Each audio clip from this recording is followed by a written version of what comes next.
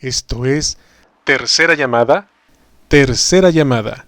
Sean todos bienvenidos. Principiamos.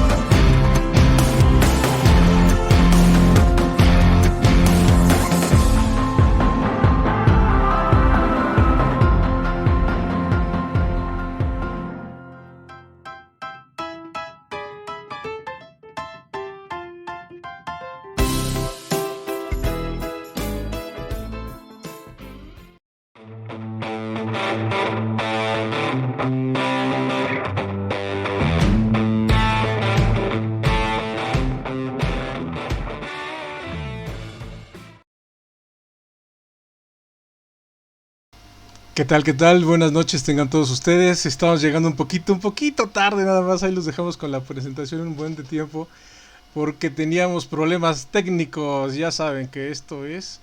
anunciamos de una vez que aquí en el sur está lloviendo. No vaya a ser como la otra vez que de repente se fue la luz. Y en el oriente no sé cómo vayan. Y una vez más no le pregunté al ponente de dónde vive. Nada más para el chisme. Y así estamos haciendo ya toda una cruz de dónde andamos. Totalmente en vivísimo. Así que... vamos a quitar aquí a nuestra doctora que anda ahí de colada y ponemos el título de nuestra plática del día de hoy. Y el día de hoy, ahí estamos, perfecto. Ah, es que ahora resulta que no se quita el... Oh, bueno, ¿por qué no? Más problemas técnicos, así que saldrá Jazmín ahí a un lado. En la página que es www.apocono.mx estamos totalmente en vivo. El día de hoy, como ya puse, vamos a tener una plática marítima, físico-cuántica, metabólica. O sea que va a haber de todo. La verdad es que va a estar buenísima. Nos la va a presentar ahí en el miércoles chicharrón del día de hoy. Veamos, aquí está. El doctor Miguel García Guerrero, física para sirenos y tritones. Va a moderar la doctora Ortigosa, Deneb Ortigosa. Va a estar de chismoso aquí haciendo cositas, pues yo, Mario Alberto, y totalmente en vivo. Y así que de una vez, pues lancémonos, porque si no, se nos hace más tarde y nos agarra la noche. Ahí nos vemos, muchísimos thank yous. A la cámara principal les abrimos sus micrófonos, muchachos. Chao, chao. Muchísimas gracias, Mario. Buenas noches a todos. Pues efectivamente está lloviendo por toda la Ciudad de México y en algunos otros lugares del país. Entonces esperemos que las condiciones nos permitan una adecuada transmisión y si no, los invitamos a que nos tengan paciencia, por favor. Efectivamente, la noche de hoy estamos con Miguel García Guerrero, mejor conocido aquí en el mundo de la divulgación como Papá Pato. ¿Cómo estás, Miguel? Buenas noches. Muy feliz de estar aquí con ustedes para compartir algunas ideas de natación. Apenado porque justo a la hora de la hora me falló el internet, pero lo bueno es que ya se resolvió y estamos listos para lanzarnos al agua. Perfecto, pues muchísimas gracias. Mientras les recordamos que pueden hacer sus comentarios en las diferentes páginas en donde se está transmitiendo esta charla. Vamos a estar, por supuesto, por A Poco No, también por Ciencias TV en sus diferentes canales, física, biología y matemáticas. Y finalmente en la MAD Comunicación, ahí pueden ir haciendo sus comentarios y se los haremos llegar en el momento adecuado a Miguel. Vamos a cambiar un poquito la dinámica de presentación, entonces yo voy a empezar diciéndoles que el día de hoy nuestro ponente que nos va a hablar sobre física para sirenas y tritones pertenece al grupo Quark, que ya tiene algunos añitos, por eso también es Papá Pato, y también colabora con el Museo de Ciencias de Zacatecas. Y pues Miguel, cuéntanos qué más haces. Pues, bueno, para empezar, tuve la fortuna yo desde muy pequeño de cautivarme por la divulgación. Entré al museo casi a los 11 años a hacer travesuras, nada más. Después estuve allí en clubes de ciencia, ya me gustó la cosa, tanto que me quedé ahí, ya no me pudieron sacar. Y gradualmente, pues, me fui emocionando más y más hasta que como que le agarramos el gusto profesional a esto. Yo soy físico, después hice una maestría en ciencia, tecnología y sociedad, y acabé en el posgrado en tema de estudios del desarrollo pero lo interesante es que a la par que uno iba creciendo, vas aprendiendo cuestiones un poco más académicas, vas desarrollando cosas que te enriquecen profesionalmente. El deporte siempre ha sido una parte fundamental de mi vida, y incluso en mi juventud es como raro que siempre estaba en grupos de divulgación y colaboraba con el museo, pero nunca me puse a pensar cómo la ciencia podría hacerme un mejor deportista. Sí, sí, era como dos líneas paralelas, no se tocaban, eran mis pasiones y ahí seguían. Y apenas hace unos 14 años me empezó a pegar la loquera de hacer charlas de divulgación relacionadas con el deporte. Y pues fue como la maravilla, ¿no? Porque juntas mis dos pasiones, yo creo que la única cosa que supera estas pasiones para mí es mi familia, pero fuera de mi familia nada me motiva tanto como la ciencia y el deporte, y es una cosa genial combinarlas. Y toda la vida he hecho deporte. De niño jugué fútbol, entrené básquetbol, he hecho atletismo, llegué a ser instructor de spinning. Y tengo amigos que son entrenadores o que han competido en natación y siempre me decían que esto era otra cosa, y yo como que me resistía. Iba a balnearios, hacía cosas así por cotorrear, pero nunca me metí de lleno. Y hace 6 años ya, no, 7 años, empecé a nadar de forma sistemática, empecé a entrenar y me convertí. Decían mis amigos que pasé de ser un deportista en general a ser el profeta del agua. Quería convencer a todo mundo de por qué la natación es maravillosa. Y esta plática viene a ser como el Nuevo Testamento de la física de la natación. Uno, para convencer por qué es una maravilla nadar. Ahorita les voy a decir por qué a mí en lo personal me parece uno de los ejercicios más gratificantes. Y dos, ¿qué nos puede dar la ciencia para ser mejores nadadores, para rendir mejor? Puede que tú no seas competitivo de lleno, que no quieras ser el campeón del mundo, pero una cosa muy bonita de nadar es que trabajas día a día para superarte a ti mismo. A veces tu mayor competencia eres tú. Y si estás en esa tónica, que además es padre, que hay recompensas internas para eso, pues es bueno tener tips científicos para poder ir avanzando día a día. Y pues es un poco lo que queremos compartir hoy. Perfecto, pues sin mayor introducción, si nos puedes compartir tu pantalla para que empecemos con esto de física para sirenas y tritones, para que se desplacen adecuadamente en el agua y no sufran en ello. Muchas gracias, Miguel. Adelante. Gracias, Deneve. Entonces, vamos de lleno ahora sí, vamos a zambullirnos en el agua para nadar como sirenas y tritones. Pues todos hemos escuchado esta famosa frase antiquísima de mente sana en cuerpo sano. Esto aplica para todos los ejercicios, y antes de meternos de lleno al agua, sí les recuerdo que si no les gusta la natación, pues no le hace lo que sea que hagan, pero hagan ejercicio. Es importante activarnos. Recientemente estudios relacionados con la COVID-19 demuestran que uno de los factores más importantes que nos ayudan a prevenir que si te contagias tengas síntomas graves es el grado de actividad física que tengas, porque tu organismo, tu metabolismo siempre va a funcionar mejor cuando haces ejercicio constantemente. Entonces, eso de entrada, métanse en la cabeza que una de las mejores cosas que se pueden regalar ustedes mismos al corto y a largo plazo es el ejercicio. Pero la natación nos da muchas ventajas. ¿Por qué? Si ustedes se meten al agua, por el solo hecho de estar en el agua, aunque no se muevan, aunque estén nomás ahí tirados, la presión que ejerce el peso del líquido sobre su cuerpo ayuda a que mejore la circulación de la sangre por su organismo. Entonces van a tener una mejor irrigación sanguínea en todo su cuerpo, lo cual incluye también el mismo cerebro. Entonces vas a tener más lucidez por el simple hecho ya de estar adentro del agua. Súmale ahora el ejercicio, que late más tu corazón, bombea más sangre, se distribuye mejor, entonces ahí vas teniendo de entrada esos beneficios de irrigación. Luego, los seres humanos tenemos un cuarteto de la felicidad: la oxitocina, la dopamina, las endorfinas y la serotonina, que todas se producen cuando hacemos ejercicio aeróbico.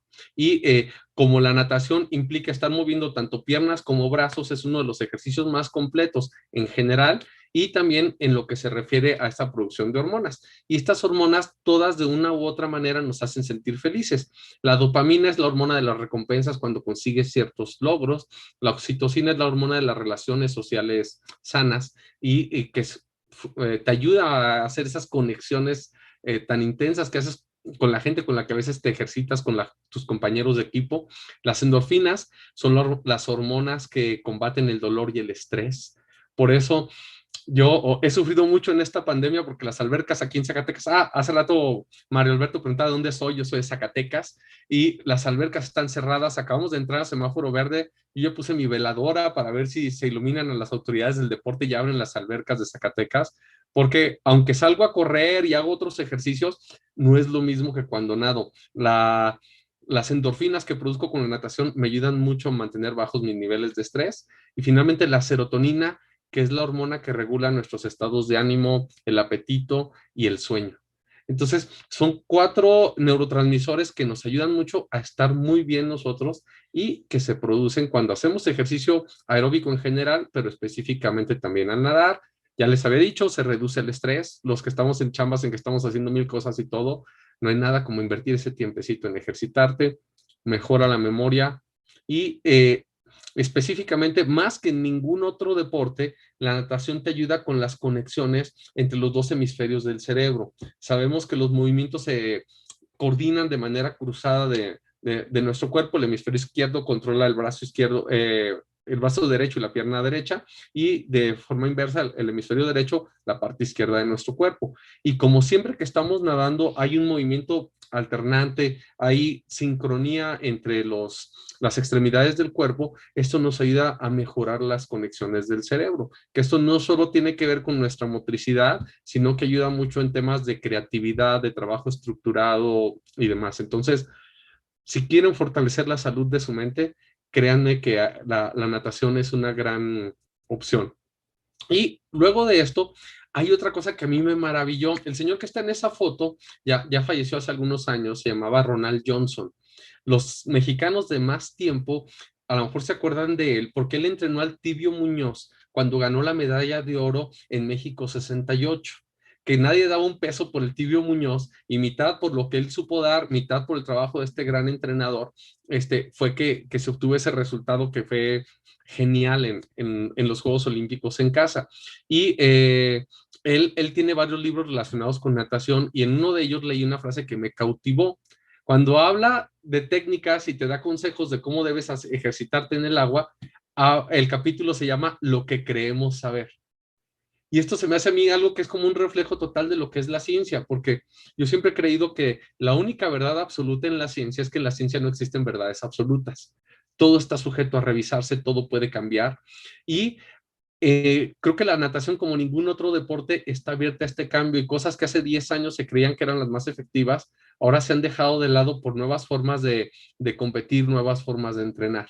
Entonces, me parece sensacional este abordaje que tienen la mayoría de los entrenadores de natación, siempre abiertos a innovar, a encontrar caminos a mejores resultados, reconocer que no hay esas verdades absolutas. Pero bueno, vamos a meternos al agua, y les tengo que confesar que mi primera experiencia en una alberca no fue tan emocionante, tan feliz como yo pudiera contarles. Yo tenía 5 años, me llevaba mi mamá al plan vacacional del Seguro Social, yo estaba en el chapoteadero y veía que los niños un poco más grandes que yo ya estaban en la alberca grande, y yo los veía que iban de un lado al otro con semejante facilidad que yo decía, yo puedo hacer eso sin ningún problema. Y entonces, sin preguntarle a nadie, sin avisarle a nadie, me brinqué esa barrera psicológica que es esa tira con bolitas que hay entre las 2 secciones de la alberca. Me paso a la parte honda, que realmente ni era tan honda, a lo mejor eran 1,20 m, 1,30 m, pero más o menos me tapaba. Entonces me voy hasta el fondo, me asusto, empiezo a patalear, a moverme, y yo sentía que no salía. Entonces, por un momento dices, aquí ya quedó Miguel a los 5 años, de repente siento que alguien me agarra y me saca. Entonces yo pasé de la emoción, del alivio de ya me salvaron, a la vergüenza y el bochorno cuando me doy cuenta que la que me sacó fue mi mamá, y se metió con todo y vestido a la alberca por rescatarme. Y yo no cabía de pena, ¿no? O sea, porque además, imagínense que salimos de todo esto, y el camino desde el Seguro Social hasta la casa, que no era tan lejano, a lo mejor era 1,5 kilómetros, 2 kilómetros, pero con la pobre de mi mamá escurriendo en el vestido porque al niño se le ocurrió que era buena idea brincarse a la parte honda de la alberca. Entonces, afortunadamente no me marcó tanto ese susto. Después ya recibí mis clases, me fui soltando y me fui metiendo de manera recreativa a la natación, sin saberle tanto, pero como nadador de balneario. Pero lo que pude detectar a partir de este shock y de este susto es que la mayoría de las personas a veces tenemos miedo para lanzarnos al agua. Sentimos que nos vamos a ahogar. Pero para combatir este miedo hay que recordar el famosísimo principio de Arquímedes, por esto tengo este grabado donde representan a Arquímedes de Siracusa, que nos recuerda que siempre que metemos cualquier cosa a un líquido, en este caso el agua, el líquido va a subir su nivel, y la diferencia entre el nivel que tenía y el nivel nuevo tiene el mismo volumen que la cosa que metimos al agua. En este caso puede ser nuestro cuerpo. Y esa agua que nosotros sacamos va a empujar al objeto para sacarlo, es lo que se conoce como una fuerza de empuje. Y esta fuerza de empuje es como si cargara el peso de lo que tú estás metiendo. Si esa cosa que metiste es más ligera que el agua, pues esa fuerza precisamente la va a hacer flotar. Si esa cosa que metiste es una piedra, pues en su peso le gana al agua desplazada y se va a hundir. Entonces aquí entra en juego el concepto de densidad. Los objetos más densos que el agua pues, se van a hundir y los menos densos van a flotar, siendo la densidad esta relación que hay entre la masa que tiene un cuerpo y el volumen que ocupa, su peso y su tamaño, digamos. Entonces, la densidad del agua, por ejemplo, es 1. 1 kilo de agua ocupa 1 litro. La densidad del aire es mucho más baja, es 0.0012. Ahorita van a ver por qué es relevante eso. La densidad promedio del cuerpo humano, y ojo, digo promedio porque pues hay cuerpos muy distintos, pero en promedio anda en 0.98. ¿Qué significa esto? Es un poquito más baja que la densidad del agua. Quiere decir que la fuerza de empuje del agua por sí sola te hace flotar. Por eso muchos entrenadores cuando uno está empezando te llevan a lo bajito y te ponen el reto de decir, a ver, húndete, quédate abajo, quédate abajo. Y uno se desespera porque te quieres quedar abajo y sientes que el agua te empuja y te saca y te saca. Entonces, esto ayuda a que te relajes en el agua al darte cuenta que hay esa fuerza que te va a llevar hacia la superficie. La grasa tiene una densidad de 0.8. Cuando estamos un poquito más rellenitos, esto nos ayuda a flotar más fácil. El hueso tiene una densidad de 1.75. En mi caso, que soy un poco más flacucho, batallo un poco más para flotar, porque tengo más proporción entre hueso y grasa. Pero acá lo interesante es el tema del aire. Si uno siempre tiene sus pulmones bien llenos de aire, si te encargas de respirar bien y mantenerte lo más que puedas con los pulmones llenos de aire, lo sacas rápido y vuelves a respirar. El hecho de tener adentro de tu cuerpo tanto de este material que tiene una densidad tan baja, ayuda a tu flotabilidad. Entonces, recuerden que un tema importante también para flotar es controlar nuestra respiración para tener los pulmones bien llenos de aire y que te sirvan como equivalente por ahí de unos flotes. Entonces, acuérdense pues de eso, acuérdense de Arquímedes y de que el empuje del agua les va a ayudar a flotar para que no se nos asusten. El músculo es ligeramente por encima de la densidad del agua, entonces no nos afecta por ahí tanto. Luego, cuando nos vamos a meter a nadar, hay que recordar algo importante. Al principio hay muchas cosas contraintuitivas. La natación es el ejercicio más distinto a las formas de trabajar a las que nos llevó la evolución. Evolutivamente el ser humano se fue desarrollando caminando, corriendo, brincando, agarrándose de cosas, pero históricamente rara vez tuvimos la oportunidad de estar adentro del agua y desenvolvernos de esa manera. Y yo creo que los pobres de nuestros ancestros o parientes de nuestros ancestros que les tocó irse al agua, a lo mejor se ahogaron y no la libraron. Entonces, el tema de la natación es poco afín a lo que traemos como ya precargado. Entonces tenemos que aprenderlo. ¿Y cómo lo aprendemos? Repitiendo.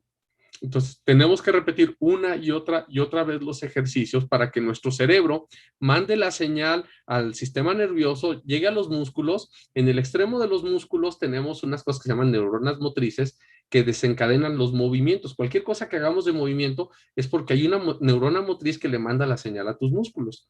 Y sucede que cuando una neurona motriz manda la misma señal muchas veces al mismo músculo, es como cuando si tú vas con un carro por una vereda, pasas una y otra y otra y otra vez, se va marcando el camino. Entonces, se vuelve algo como mucho más fácil de transitar. Y de esta manera, a pesar de que normalmente los entrenadores lo conocen como memoria procedimental, es lo que se conoce normalmente como memoria muscular.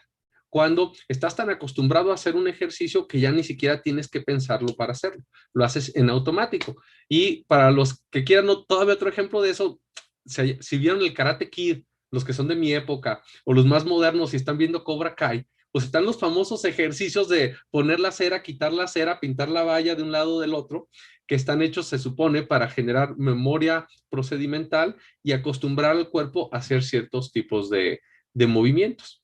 Entonces, la clave, y por lo que nos frustra mucho a veces cuando empezamos a nadar, es que son movimientos muy extraños, muy ajenos, y sientes que no te salen, no te acostumbras. Por ejemplo, me acuerdo yo en mi primera clase que me dijo mi entrenador, tú estás acostumbrado que si vas a correr, vas a jugar básquet, lo que sea, inhalas por la nariz y exhalas por la boca. Eso es lo primero que tienes que olvidar. Cuando vienes a nadar, inhalas por la boca y exhalas por la nariz. Entonces yo fue así como, ¿qué? Y sí, te tienes que acostumbrar a eso. Y además es importante porque si no exhalas por la nariz, es más fácil que se te meta agua a la nariz. El hecho de aventar el aire por ahí genera una presión que también evita que se te meta el agua. Los famosísimos bucitos, que es lo primero que uno tiene que aprender cuando está nadando. Meterte al agua y asegurarte que puedas aventar aire por la nariz. Y ya después de eso empiezas a hacer flechas, empiezas a patear, empiezas a la brazada, pero poco a poco te tienes que acostumbrar, lo tienes que repetir hasta que lo dominas. Yo cuando alguien está empezando a dominar una disciplina, les digo que es como los niños pequeños. Un niño chiquito que está aprendiendo a caminar no puede hablar, no puede pensar en otra cosa, no puede ver a nadie, a lo mejor nada más a su mamá, hacia la que quiere ir, o a su papá, pero está 100% concentrado en cada uno de los pasos que va a dar. Pero conforme se va habituando, lo va repitiendo, pues empieza a caminar mientras agarra otras cosas, mientras va platicando, y ahorita podemos hacer un sinfín de tareas mientras estamos caminando. ¿Por qué? Porque ya desarrollamos esa memoria procedimental. Entonces, es esa clave de acostumbrarnos a repetir esos movimientos que necesitamos, en este caso, para nadar. Y bueno, ya que vamos a entrarle a los consejos científicos, tenemos que empezar con Sir Isaac Newton. ¿Por qué? Porque las leyes del movimiento de los cuerpos para nuestra escala y para una perspectiva quizás simple, pero muy efectiva, vienen de las famosas 3 leyes de Newton, que estudió, como les decía, los cuerpos.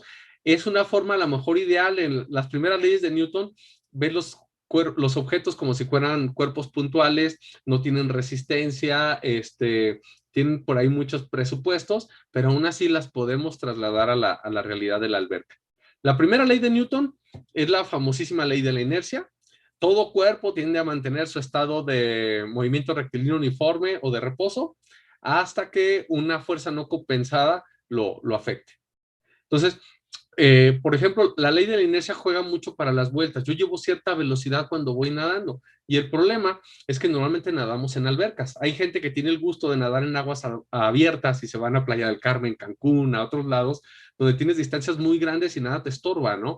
Pero en una alberca, tú tienes 25 metros, o si ya estás en un curso largo, tienes 50 metros, y después de eso tienes que darte la vuelta, y dices tú, y toda la energía que yo ya gané, todo ese impulso, todo ese esfuerzo que metí para llegar a esa velocidad, ¿lo voy a desperdiciar? Pues la respuesta es aprovechar esa inercia para dar la vuelta. En lugar de que eches energía para frenarte y energía para volver a avanzar, existen las famosísimas vueltas de campana. Entonces llega un nadador con cierta velocidad y el impulso que trae lo usa para dar una maroma. Su inercia la traslada en energía para dar esa maroma, da la vuelta, y ya a partir de ahí se impulsa.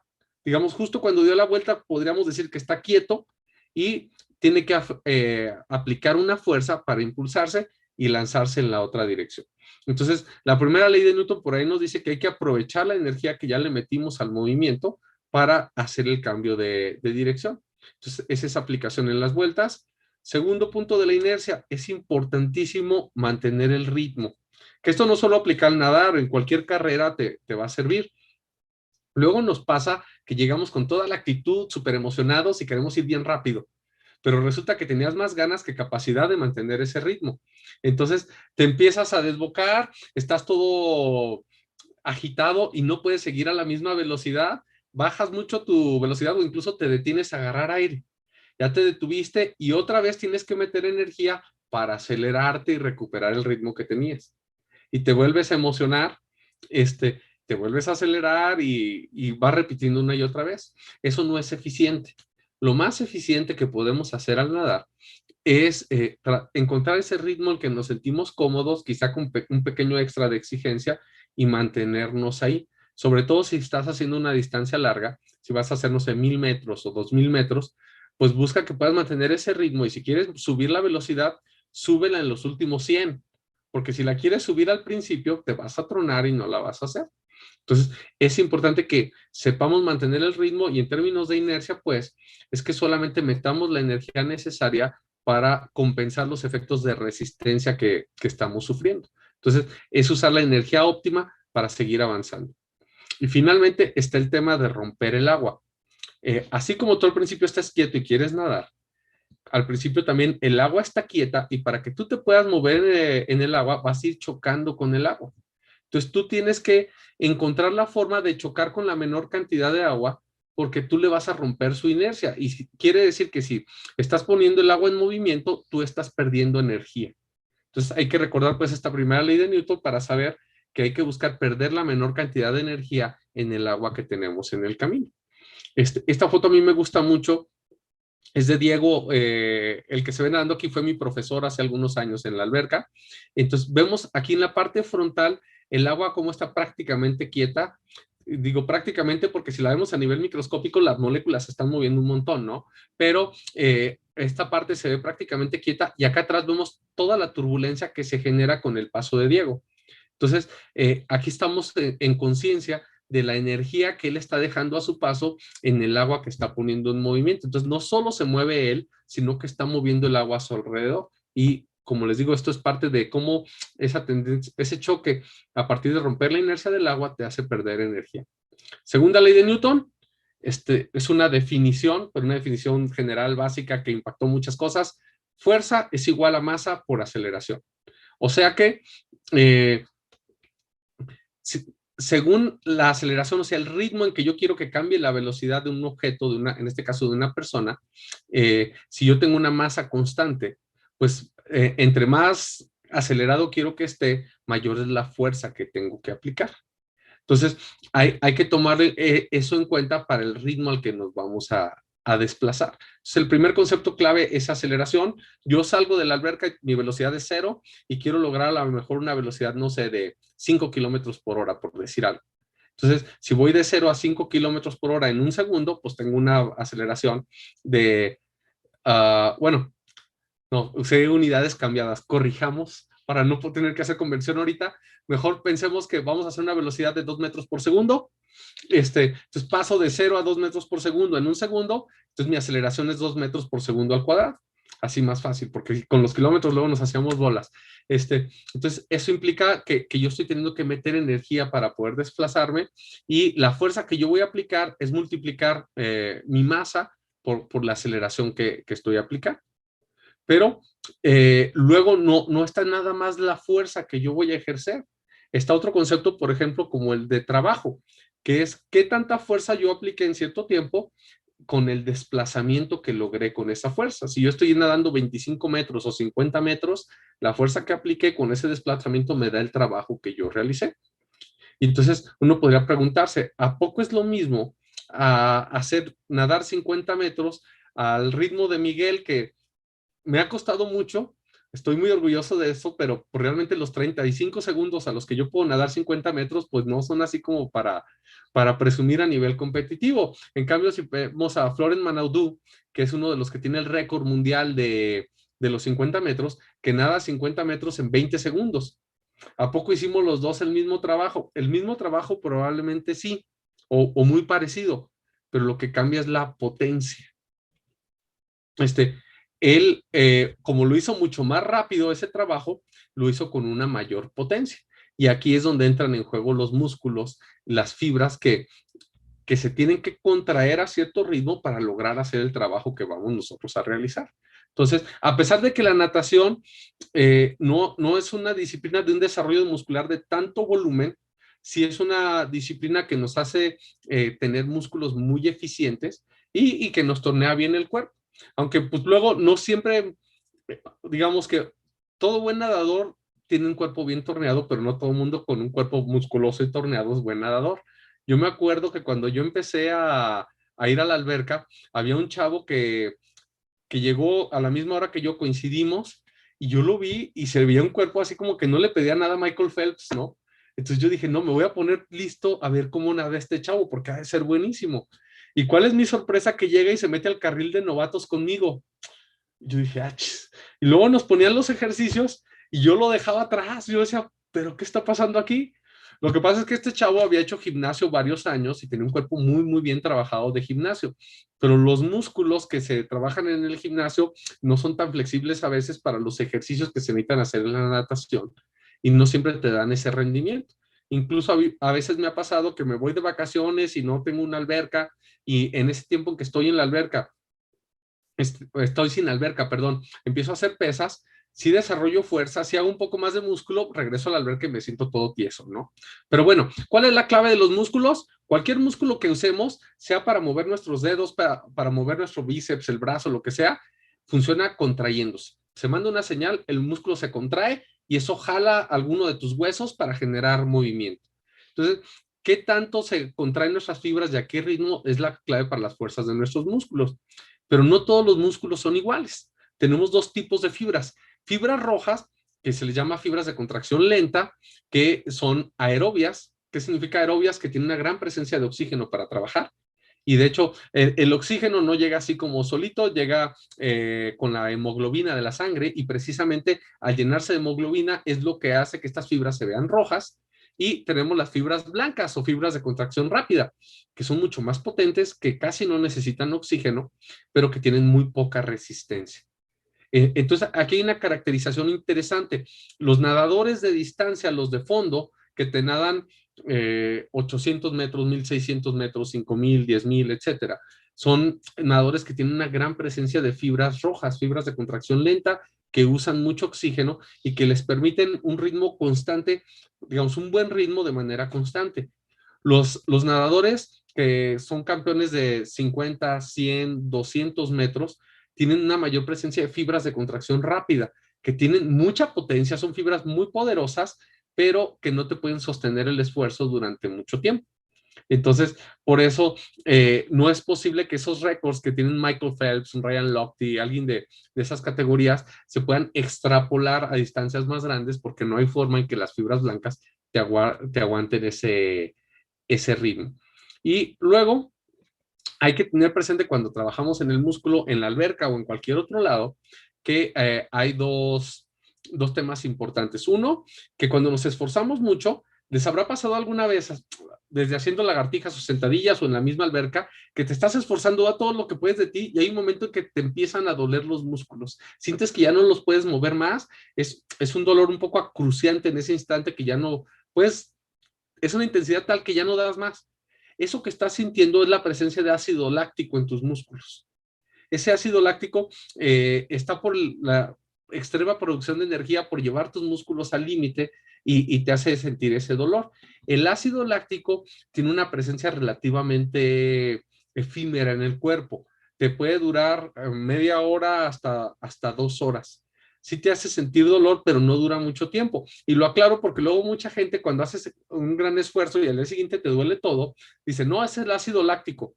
No, no exactamente. El ácido láctico es de presencia, les digo, corta, media hora, máximo 2 horas. Si sientes que estás muy adolorido en ese trance, puedes preparar un poquito de agua con bicarbonato y tomártela para que te ayude con la acidez de tus músculos.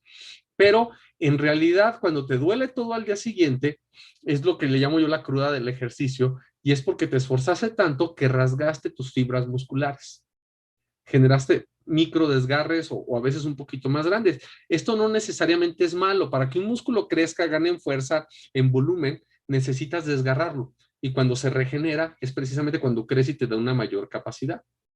Y yo le digo cruda del ejercicio porque así como a veces a la gente que le gusta tomar un poquito, cuando amanecen todos crudos, la única forma de quitarte eso es tomando un poquito más para alivianarte.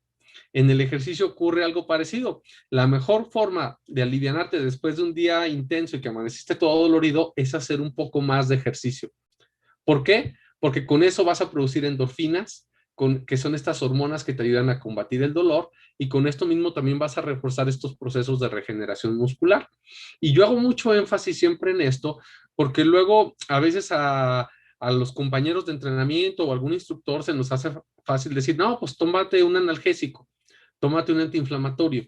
Pero muchos de estos medicamentos inhiben la producción de sustancias que ayudan a la regeneración muscular. Entonces, sí te van a quitar el dolor, pero también te van a quitar los beneficios en términos de fortaleza y desarrollo de tu organismo. Entonces, es importante que mejor, si queremos sentirnos mejor, hagamos un poquito más de ejercicio, nada intenso, algo leve, pero que te aliviane, y no apostarle por ahí a automedicarte. Y finalmente, recordar a la hora del músculo y hacerlo crecer y desarrollar que hay que conocer nuestros límites. Varias veces en mi vida, a la mala, me he dado cuenta que tengo más fuerza de voluntad que fuerza en mis músculos. ¿Qué significa esto? Que a veces tengo tantas ganas de mejorar, de avanzar o de lograr cierto objetivo que me acabo lastimando. Entonces, hay que echarle ganas, hay que tratar de avanzar, pero no a costa de nuestra salud. Entonces, hay que identificar bien cuando nuestro organismo nos dice párale, para bajarle un poquito al ritmo, y también darnos la oportunidad de tener por lo menos un día de descanso a la semana, dormir bien para garantizar que nos vaya bien en lo que estamos avanzando. Bien, llegamos ahora a la tercera ley de Newton. Esta creo que es la más conocida. Yo siempre que hacemos talleres, pláticas, otras actividades, cuando hablo de leyes de Newton, a veces la gente no sabe el nombre o en qué orden están, pero todo el mundo se acuerda de la tercera ley de Newton. Para toda acción existe una reacción de igual magnitud, pero en sentido contrario. Estas extraordinarias atletas que las vemos ahí saliendo en una competencia, empujaron con gran fuerza sus pies contra el banco de salida, y con la misma fuerza que ellas empujaron el banco las empujó a ellas. Por eso salen volando, por la reacción del banco respecto a la fuerza que ellas aplicaron originalmente. Entonces, ese es como el primer punto de la tercera ley de Newton en la natación. El segundo, la propulsión. Cuando yo nado, lo que estoy haciendo en esencia es usar mi brazo para lanzar agua hacia atrás.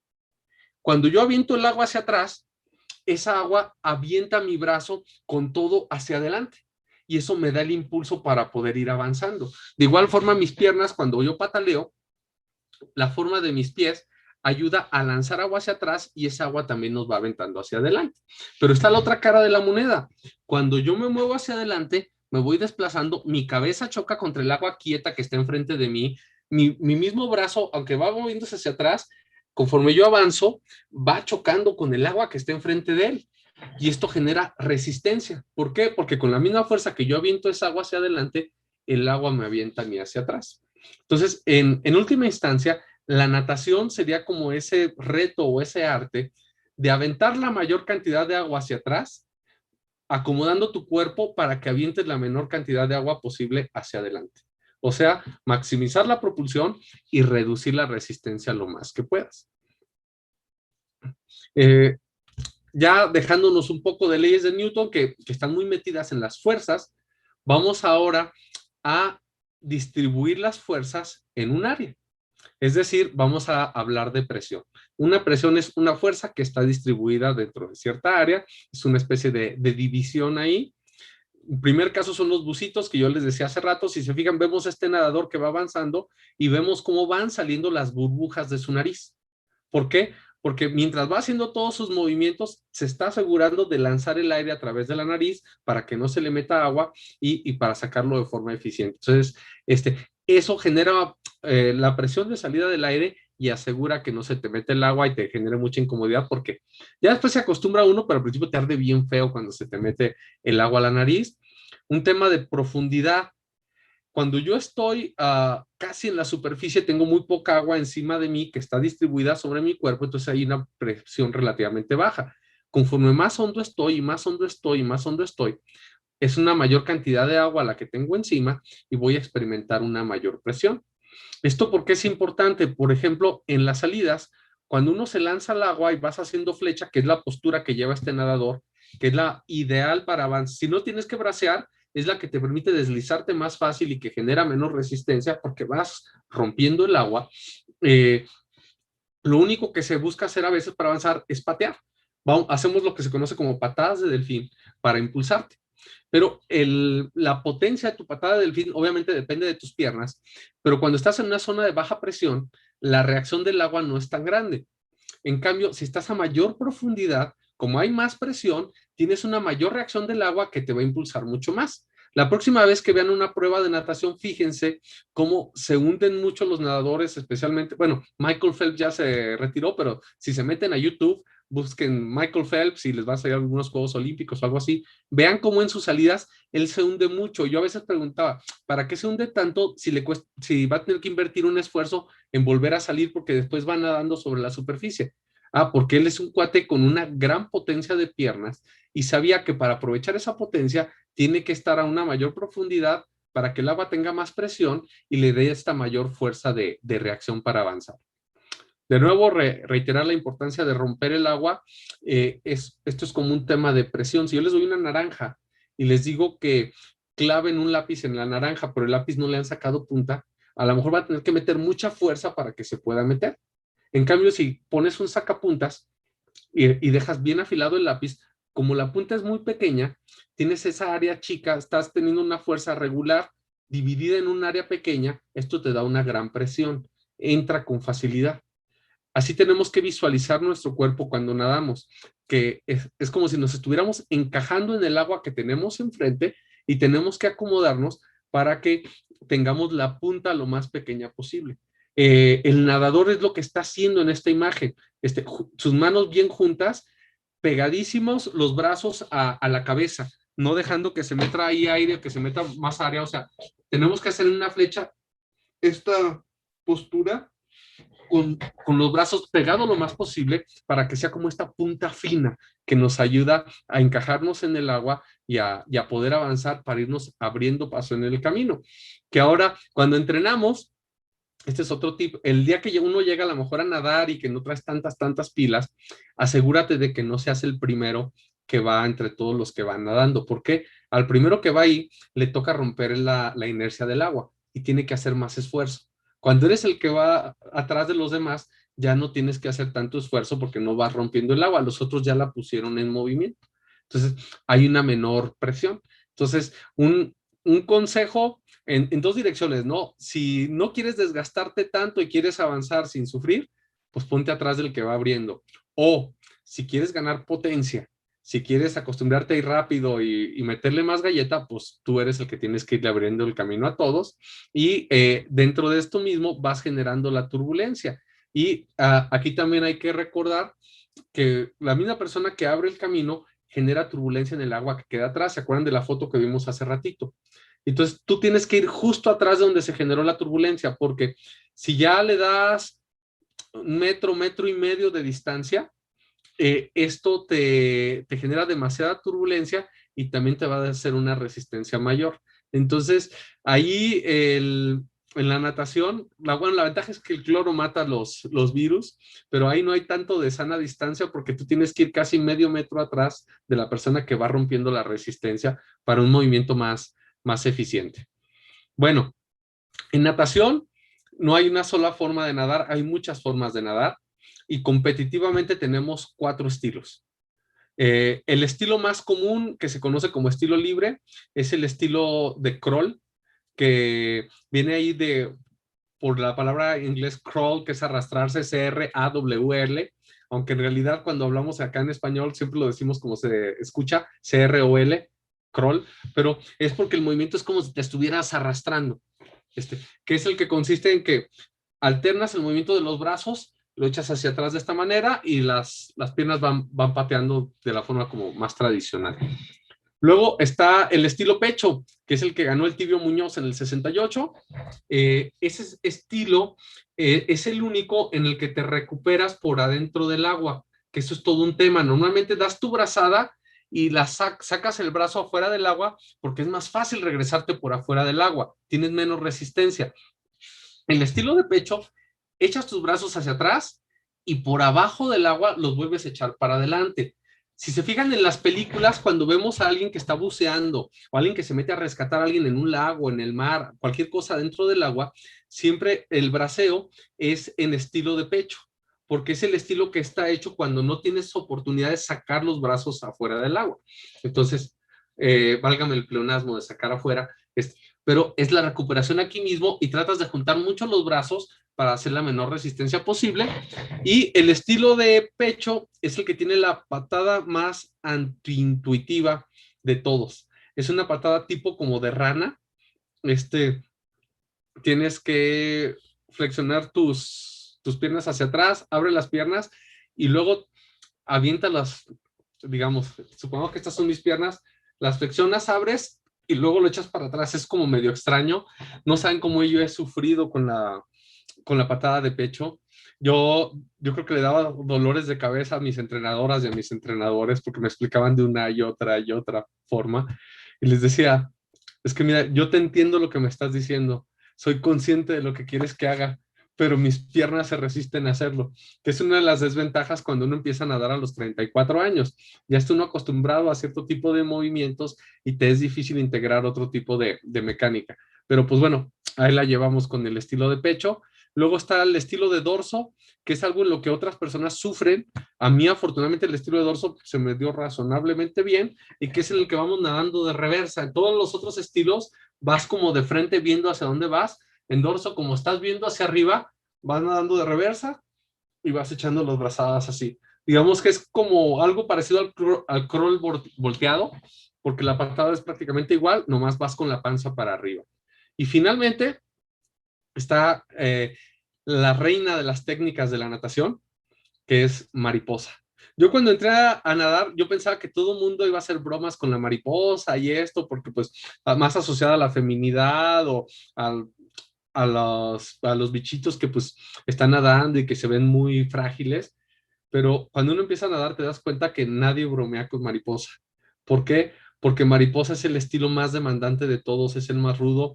No te enseñan mariposa hasta que ya dominaste todos los demás estilos, mitad por la técnica, mitad porque usas todo lo demás para fortalecerte y que puedas empezar a hacer el estilo, porque mariposa implica impulsarte con todo el cuerpo, a diferencia de los otros que es como la brazada separada y alternada.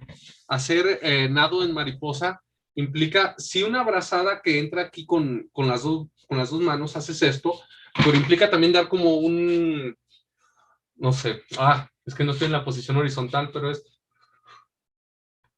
vas haciendo como un movimiento de todo el cuerpo, es como una especie de latigazo, y tienes que acostumbrarte a hacer la transición del impulso con tus brazos a luego dar un fuerte latigazo con las piernas.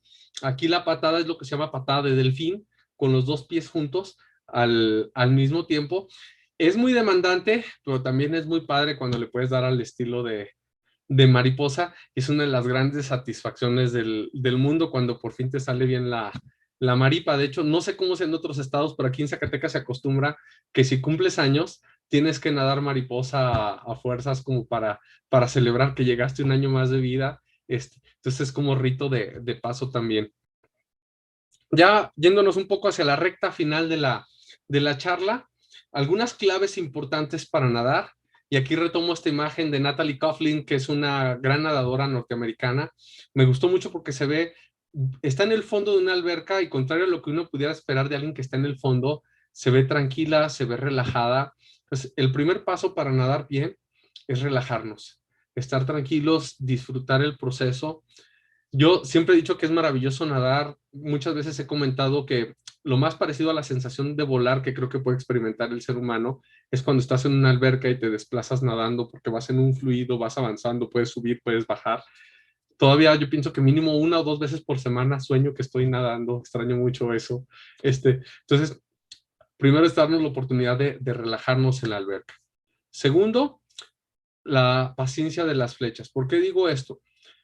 A veces sentimos que al nadar solamente avanzamos cuando estamos braceando, que sí, la patada nos ayuda, pero que solo la brazada nos hace avanzar. Pero cuando acabamos de arrancar, por decirlo de alguna manera, o nos impulsamos del banco o nos impulsamos en la pared de la alberca, lo cual nos da una mayor ganancia de velocidad que las que nos puede dar la brazada o la patada. Siempre los impulsos en una superficie sólida nos van a ayudar más. Y entonces tenemos que sacarle la mayor ventaja posible a este impulso. Entonces, la combinación para hacer esto es tener ese impulso en la pared o en el banco y luego irnos en flecha lo más que se pueda. ¿Cuánto es lo más que se puede? Yo conozco gente que casi en flecha y nomás con patada de delfín puede llegar sin ningún problema a 25, 30 o hasta 50 metros. Incluso hay un video famoso por ahí en internet en que es una competencia de dorso y uno de los competidores se va a los 50 metros completitos abajo del agua, nomás haciendo la patada en flecha y como con la patada de delfín. Pero las reglas de competencia, lo que te dicen es que puede hacer 15 metros. Es como tu tope, lo más que puedes hacer. Entonces, lo que hay que tratar es sacarle el máximo provecho a esos 15 metros en que vas en flecha, vas con poca resistencia y ya después de ahí empiezas a bracear. Entonces, hay que aprovechar esa parte. Por ejemplo, en mi caso, que soy muy flaco por al estar tan plano, lo cual es desventaja en otros niveles, pero me ayuda a deslizarme muy fácil con las flechas. Luego, estirar la brazada. Dijimos que nadar se trata de aventar la mayor cantidad de agua posible hacia atrás. Entonces, luego hay gente que también está nadando y avienta la brazada y la quiere sacar rápido y otra, y otra, y otra, y otra, pero no la completa. Pero en cambio, si yo estiro mi brazo lo más que puedo hacia adelante, empiezo a impulsar el agua hacia atrás, hacia atrás, hacia atrás, y lo llevo lo más que puedo hacia atrás, lanzo mucha agua. Entonces ya puedo girar acá, regreso y de nuevo hago el movimiento lo más largo posible. Por eso en natación, sin excluir a otras personas, pero a veces los que somos un poquito más largos, tenemos un poquito de ventaja. ¿Por qué? Porque tenemos brazos largos que nos permiten aventar mucha agua hacia atrás.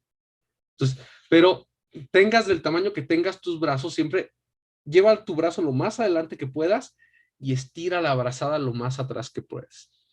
Y finalmente, esto es un consejo que yo como que me robo del box. Cuando uno ve una pelea de box, no ves que los boxeadores nomás peguen con las muñecas o nomás del codo para adelante. Un boxeador normalmente que hace, gira todo el cuerpo con el golpe. ¿Por qué? Por una cosa que se llama transferencia de momento. Momento en física se saca multiplicando masa por velocidad. Yo siempre he dicho que el momento lo que te dice es qué tan fuerte te va a pegar algo. No es lo mismo que te atropellen dos vehículos a 60 kilómetros por hora. Si uno es un Torton que pesa, no sé, 4 toneladas y el otro es un bochito que pesa media tonelada, los dos llevan la misma velocidad, pero el golpe más fuerte te lo va a dar el Torton, porque su masa por su velocidad le da un mayor momento. Igual en el box, si te dan un golpe y el impulso nada más va del puño, pues es una masa pequeña, aunque lleve mucha velocidad, no va a llevar gran momento. En cambio, si el boxeador gira todo el cuerpo y le pone el impulso desde el pecho, el hombro, el brazo completo, cuando conecta, pues va a ser un golpe mucho más fuerte. Al nadar pasa algo igual. No es lo mismo que yo vaya braceando nomás así, que use solamente el impulso de mis brazos a que gire mi cuerpo y en cada brazada el impulso que le doy al agua lo saco del giro de todo mi cuerpo. Lo mismo en la patada. No es lo mismo que yo vaya nomás moviendo los pies a que vaya moviendo la cadera y que el movimiento de la cadera me dé un mayor impulso para la patada. Entonces, es importante tomar en cuenta eso para ayudarnos a avanzar mucho más. Recordar que hay que estar lo más horizontales que se puedan. Uno de mis mayores defectos en los primeros años, se me hace todavía lo tengo o lo tenía antes de dejar de nadar, pero ya no tanto, era que en lugar de ir así bien horizontal, casi siempre llevaba la cabeza hacia arriba y los pies hacia abajo. Tiene uno como esa tendencia de sentir la cabeza más afuera para ver que no te ahogues. ¿Y qué pasa? Si voy así inclinado, choco con más agua. Entre más horizontal vaya yo, voy chocando con una menor cantidad de capas de agua al avanzar. Si voy inclinado, choco con más agua y esto me va a dar más resistencia. Entonces, por eso aquí le puse horizontalidad, muera la resistencia, contrario a lo que dicen los movimientos sociales que siempre dicen viva la resistencia y hay que resistirnos a la opresión. En el caso de la natación, aquí sí queremos que muera la resistencia y la clave es la posición de la cabeza. Creo, casi les podría decir sin temor a equivocarme, que la mayor densidad que tenemos en nuestro cuerpo está en la cabeza. Entonces, si estamos en el agua y jugamos con la posición de la cabeza, va a afectar al resto del cuerpo. Si yo muevo la cabeza hacia arriba, obliga al resto del cuerpo a irse hacia abajo. Si muevo la cabeza hacia abajo, hace que el resto del cuerpo se vaya hacia arriba y acomodamos la posición de todo el cuerpo. Entonces hay que acostumbrarnos a llevar la cabeza siempre en una posición horizontal, cargadito un poco hacia abajo. De hecho, los entrenadores generalmente te dicen, ve el piso, ve siguiendo el piso. No quieras ir viendo hacia enfrente. Cuando salgas a respirar, pues ves más o menos por dónde vas, pero siempre hay que ir viendo el piso para ayudarte con la posición. Hay que controlar bien tu respiración. Cuando uno empieza a nadar, siempre respiras por ningún lado porque te desesperas. O sea, uno está acostumbrado a que tienes el aire disponible y que no batallas para tenerlo. Ir adentro del agua y sientes que no lo tienes, como que sufres. Pero ya uno tiene que tranquilizarse, ir braceando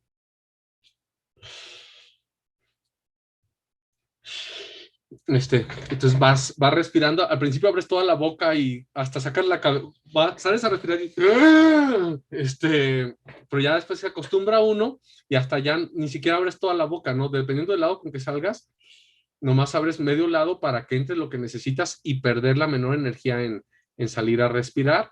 Hay veces que en pruebas cortas, por ejemplo, te conviene no salir a respirar porque el giro mayor que haces cuando respiras te da más resistencia. Entonces, por ejemplo, yo si hago una competencia de 50 metros, trato de respirar, no sé, 2 o 3 veces nada más en la competencia. Cuando son 25 metros, que no hay pruebas de 25 metros oficiales, pero cuando hacemos ahí competencias entre nosotros de 25, yo siempre me las aviento sin respirar, porque eso me ayuda a reducir resistencia y pues ganar un poco en ventaja. Y siempre tener cuidado en el control de la cadera y las piernas, porque a veces también uno se enfoca mucho en los brazos y a las piernas no les haces tanto caso y las vas dejando que se caigan y pierdes el impulso que te da la patada y dos, al dejarlas ahí medio caídas, te van generando más resistencia. Entonces hay que irlas controlando bien. Recordar siempre la importancia de la patada. Dato curioso, yo siempre he visto que las mujeres le dan mucho más impulso a la patada. Tengo la hipótesis no verificada de que también ayuda el hecho de que en la distribución corporal, pues la mujer tiene más masa en las caderas. Entonces, esto le da una mayor predisposición a tener ese empuje en la patada y los hombres pues tenemos más masa a veces en la espalda. Y eso nos carga un poco más hacia la brazada, pero por lo menos en lo que yo he conocido en mi contexto local, siempre las mujeres tienen una gran fortaleza en las piernas. Y lo que hay que saber también es que la patada te ayuda a avanzar tanto cuando subes como cuando bajas. Hay gente que nomás sube y la deja caer, sube y la deja caer. Y la patada tiene que ser fuerte tanto al subir como al bajar. Y hay gente que luego para sentir que vamos muy rápido, hacemos patadas bien cortitas, súper rápidas, pero eso no te hace avanzar mucho. Entonces tienes que encontrar el punto óptimo. Si las abres demasiado, también te genera mucha resistencia. Tienes que encontrar el punto óptimo de acuerdo a la longitud de tus piernas, de acuerdo a la misma forma de tus pies, en el que puedas avanzar mucho mientras le das una buena velocidad. Y obviamente, como decía hace rato, cada estilo tiene su propia patada. Tenemos la de crawl y de dorso, que es así alternada. Tenemos la de pecho, que es como de rana, abriendo las rodillas y me extraña para atrás, que es mi coco. Y la de delfín, que es como la más fluida, que es muy pesada, pero te da mucho impulso. La patada que te permite avanzar más, la que te da más potencia es la patada de delfín del estilo mariposa. Ya cerrando, no se olviden de sentir el agua, es una de las cosas más maravillosas. A veces uno por estar queriendo bajar tiempos, que recorrer esto, que sentir que vas avanzando muy rápido, te olvidas de ese placer de desplazarte y de sentir el agua. Y esto mismo te ayuda porque cada cuerpo es diferente. No todas las personas vamos a reaccionar igual con las mismas técnicas. Hay personas que a veces uno las ve nadando y has leído lo que dicen entrenadores, has visto videos y dices que está nadando mal, esa técnica no es la adecuada. Y son campeones a nivel nacional o a nivel internacional. ¿Por qué? Porque su anatomía funciona de esa manera y les va bien de esa forma. Entonces, uno tiene que tomar en cuenta estos elementos para saber que tus maestros te orientan, pero tú tienes que ir probando en la alberca, que ir experimentando para ver cuál es la técnica más eficiente para ti. Jugar, por ejemplo, con los ángulos en la brazada. Le estoy yo haciendo como los ejemplos aquí muy planos, pero uno puede jugar con el ángulo con el que mueves tu mano cuando estás braceando para ver con cuál es con el que avientas más agua para avanzar. Entonces, esto es un poco... También me recuerda cuando estaba yo en principios de la carrera que decíamos que íbamos al laboratorio de colisiones, o sea que nos íbamos al billar a experimentar. Acá también tenemos un laboratorio de desplazamientos, de tercera ley de Newton, de acción y reacción y de presión. Entonces es una visita auténticamente al laboratorio vivo cuando estamos yendo a nadar. ¿Qué mejoras podemos hacer en la natación? Porque a veces le estoy dando un montón de información, un montón de cosas, en qué cosas se pueden mejorar. Aquí tenemos a Katinka Hasu, la dama de hierro, una de las mejores nadadoras de la historia, es una alucinez. Para mí es una gran emoción ver a esta mujer. La salida, que es el hecho de lanzarnos del banco, cómo entramos al agua y la flecha que tenemos ahí. La vuelta de campana, lo que les decía de la inercia, aprovechar el impulso que traemos, o bueno, hay estilos que no te permiten vuelta de campana. En pecho y en mariposa no puedes hacer vuelta de campana. Ahí tienes que llegar, tocar con las dos manos y darte la vuelta. Entonces hay que ver cómo trabajas tus vueltas. Distancia por brazada, es decir, cada vez que tú avientas el agua hacia atrás, ¿cuánto es lo que puedes avanzar? Y esto tiene mucho que ver con la técnica. No es lo rápido que te muevas, sino qué tan bien estás dando tus brazadas para que esto te impulse. Y el tempo, el ritmo, qué tan rápido das tus brazadas. De hecho, yo cuando empecé a trabajar estas cosas como físico, me empezó a hacer pensar que la distancia por brazada sería algo así como la longitud de onda en una perturbación y el tempo, la frecuencia, porque a final de cuentas, en cualquier onda, sea de sonido, sea electromagnética, si tú multiplicas la longitud de onda por la frecuencia, te da la velocidad de propagación de la onda. Y acá, si tú multiplicas la distancia por brazada por el tempo, el ritmo al que va un nadador, te sale la velocidad del nadador. Entonces, aquí podemos analizar también al nadador como una onda. Ya cuando estamos trabajando, cuando estamos desarrollándonos, hay complementos. Conseguir un buen gorro, ponértelo bien. Si tu gorro tiene arrugas, esas arrugas te generan resistencia.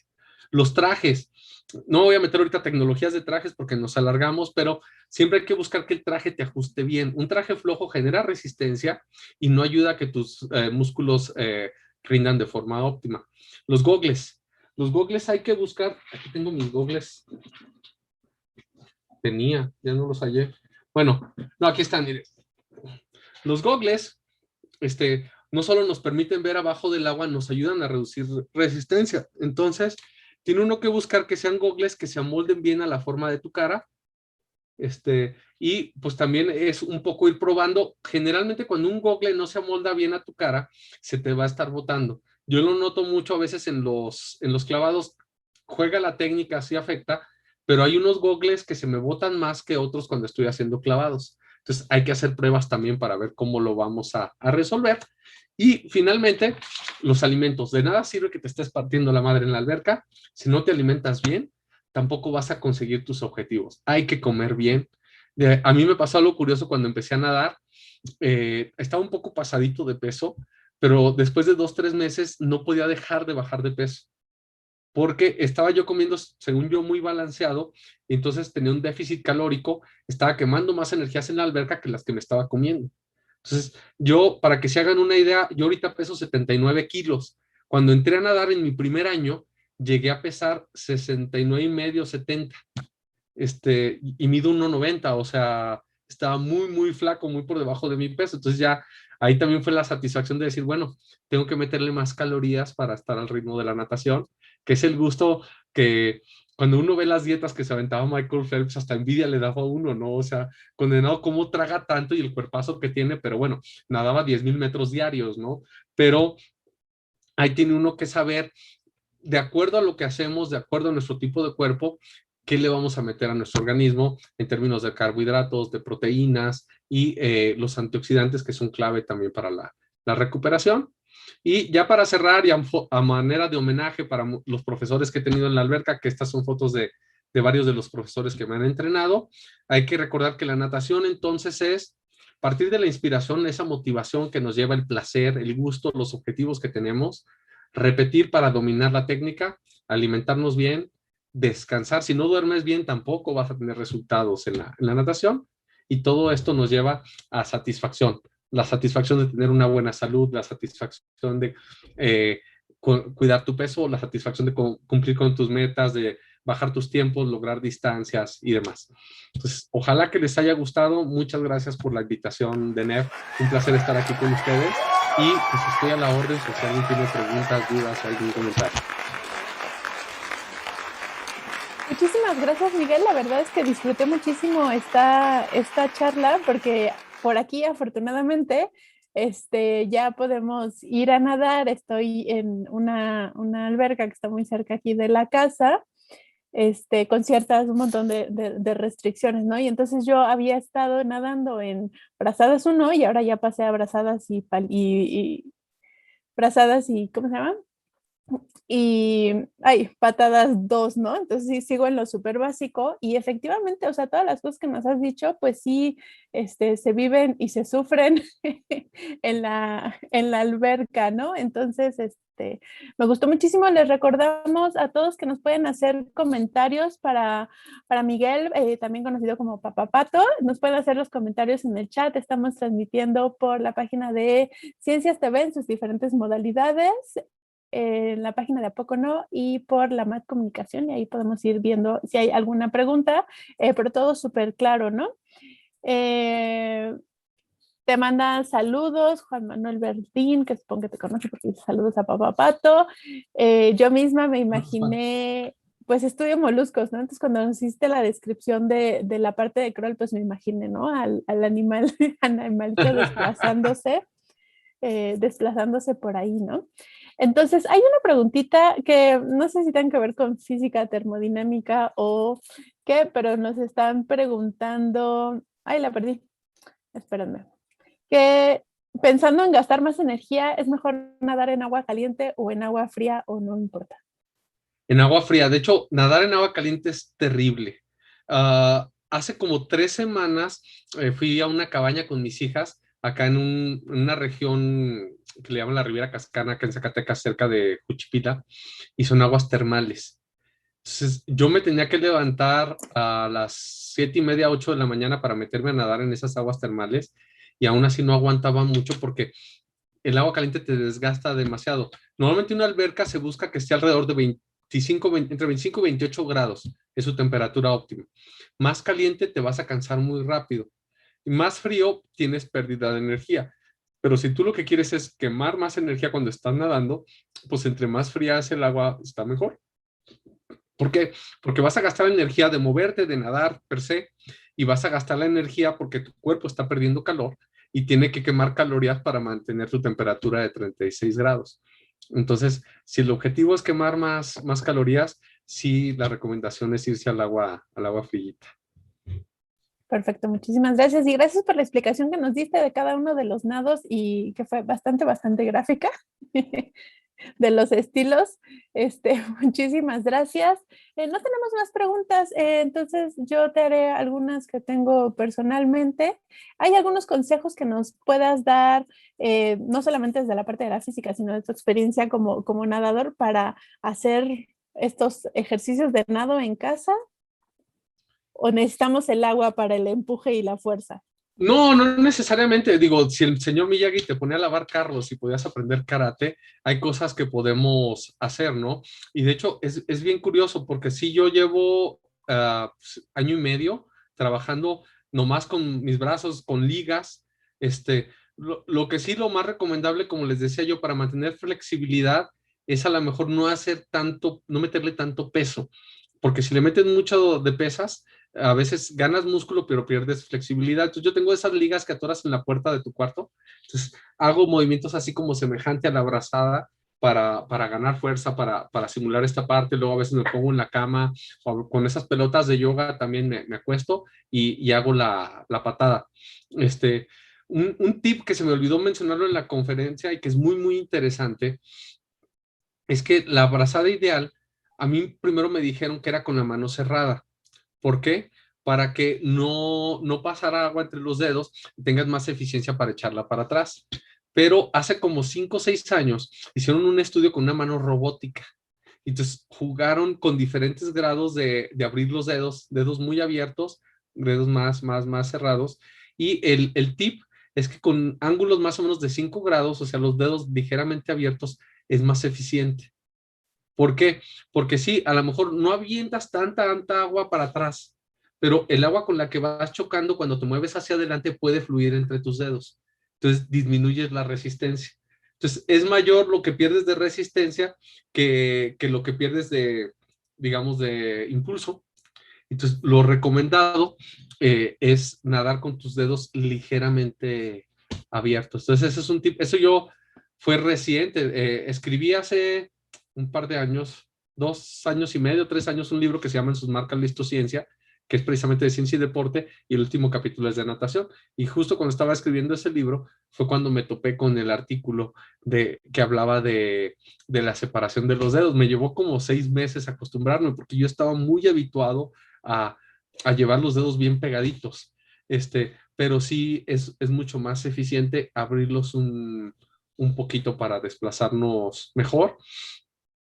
Otra cosa que de repente me pasó a mí en aprendizajes así en el camino, en mariposa, cuando yo aprendí mariposa batallé para agarrar el estilo y la mejor forma de acostumbrarme fue sacando mucho la cadera cuando daba la patada, pero esto me hacía que me hundiera mucho y al hundirme también generaba mucha resistencia. Entonces tiene uno que irse acostumbrando a hacerlo sumergiéndote lo menos posible, porque si vamos más en la superficie, hacemos menos resistencia con el agua conforme vamos avanzando. Creo que en mi experiencia al menos, cuando empecé me concentraba demasiado en la propulsión, en aventar el agua para atrás y no le ponía mucha atención a la resistencia. Y creo que eso es una de las cosas que contribuyen más a la eficiencia. Si queremos tener buenos nadadores, lo mejor es aprender jovencitos. Yo casi, así no me las voy a dar así muy de ojo clínico, pero si veo a alguien nadar, casi con un 80% de efectividad te puedo decir si aprendió de joven o aprendió ya más grande. Porque la gente que aprendió chiquita se le nota, son súper fluidos. Uno dice, qué envidia, porque yo no puedo nadar así.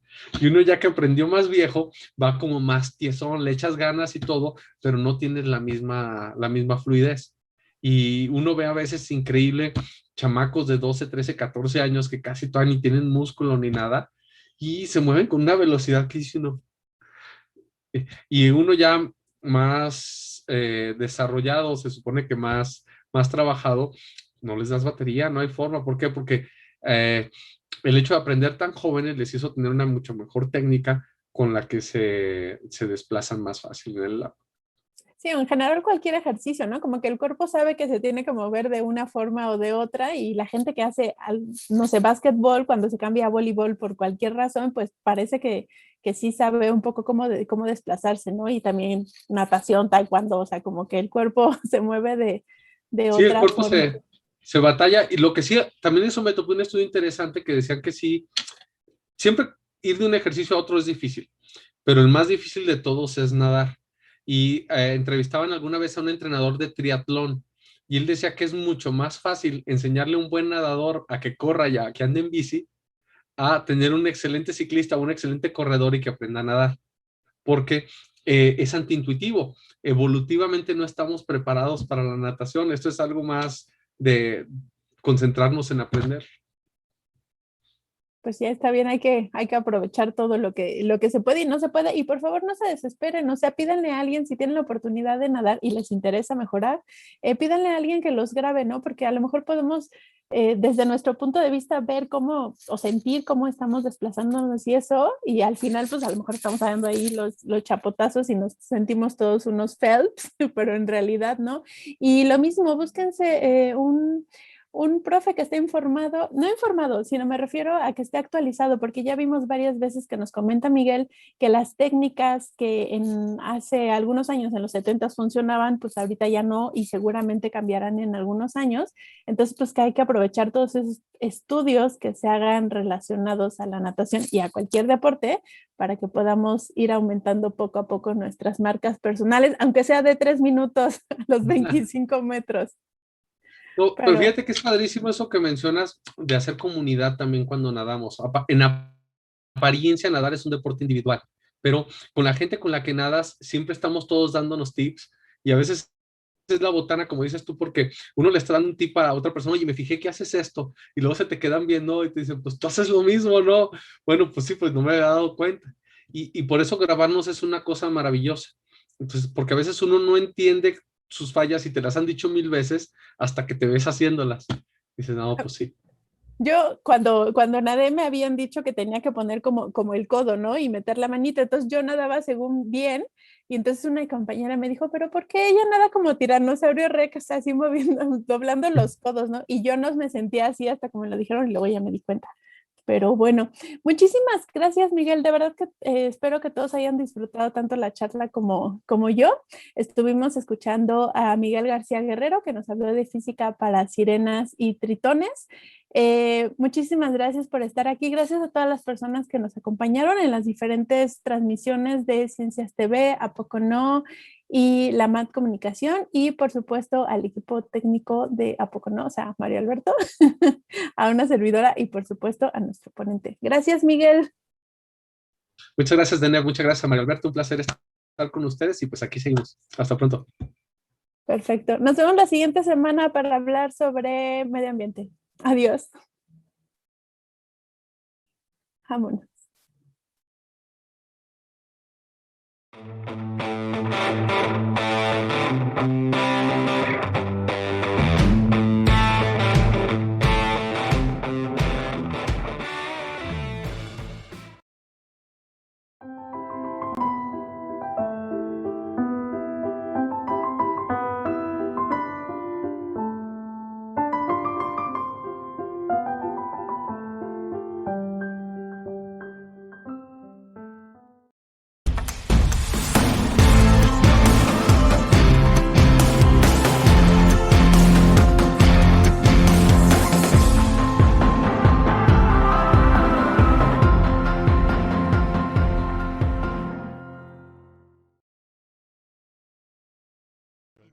¿A poco no?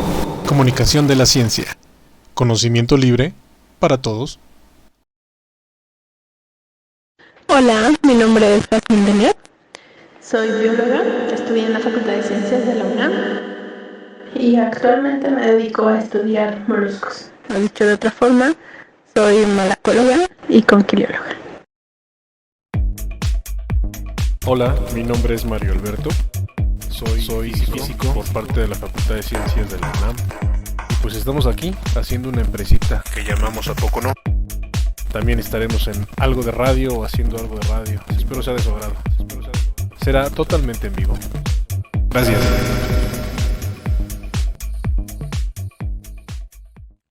¿A Poco No Radio? Otra forma de oír ciencia.